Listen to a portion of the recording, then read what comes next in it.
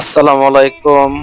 শীতের সন্ধ্যায় ভাই বাদারকে ফোন দিলাম যে চলো যাই আজকে একটু ঘোরাঘুরি করে আসি। পরে মনে চাইলো যে তাহলে পোড়া রুটি আর মটকা চা খাবো, সেই উদ্দেশ্যে রওনা দিলাম।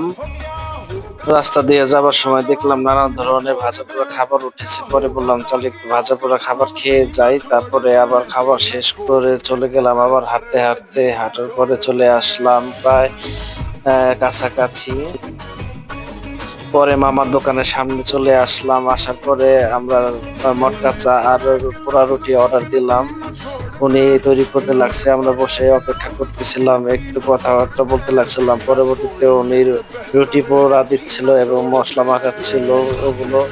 পরে মামা সব মশলা দিয়ে আগুনের ভিতরে পুরা দিল, পুরা দিয়ে সেইভাবে পুরাইতেছে, পুরাইতে কালো করে ফেলাইছে। তারপরে আবার পরিবেশন করব সেই জন্য সে মামা প্লেটের উপরে টিস্যু দিল, টিস্যুর উপরে পাউরুটি দিয়ে রাখলো। এখন চা ঢাইলা দিতেছে, মটকা চা খুব সুন্দর একটা পরিবেশন করে দিচ্ছে। তারপরে আমাদের এক ভাই পরিবেশন করে দিচ্ছে, খুবই সুন্দর এবং দেখতেও সুন্দর, অসাধারণ, খুব টেস্টি লাগবে মনে হইতেছে। হাতে হাতে দেখতেছি, ভালোই লাগতেছে। পরে আমি একটা পাউরুটি নিলাম, নেওয়ার পরে ওই মটকা চায়ের ভিতরে ভিজে সুন্দর করে গালের ভিতরে ভরে দিলাম আর টপক টপক করে খাইতে লাগলাম। খুব টেস্ট, অনেক মজা হয়েছে।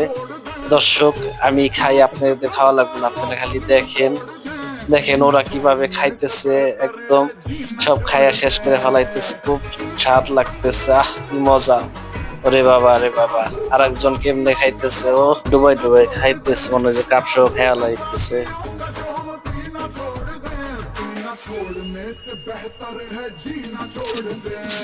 চা খাওয়া শেষ হলো। চা খাওয়া শেষ হওয়ার পরে আমরা মামাকে মটকা চায়ের বিল দিলাম। বিল দিয়া তারপরে আমরা আবার নিজের বাসা ফেরার জন্য গন্তব্যস্থানে চলে আসতেছি।